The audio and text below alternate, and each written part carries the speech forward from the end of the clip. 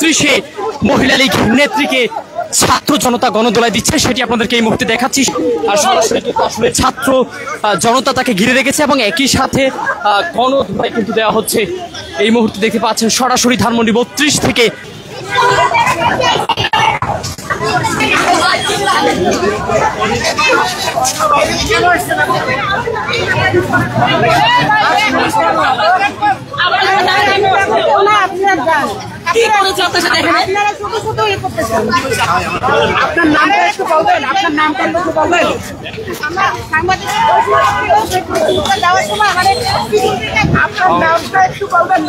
দেখতে পাচ্ছেন এই মুহূর্তে সরাসরি ধানমন্ডি 32-এ কিন্তু মহিলা লীগ নেত্রীকে গণদোলায় দেওয়া হচ্ছে, সেটি আমরা দেখতে পাচ্ছি সরাসরি এই মুহূর্তে।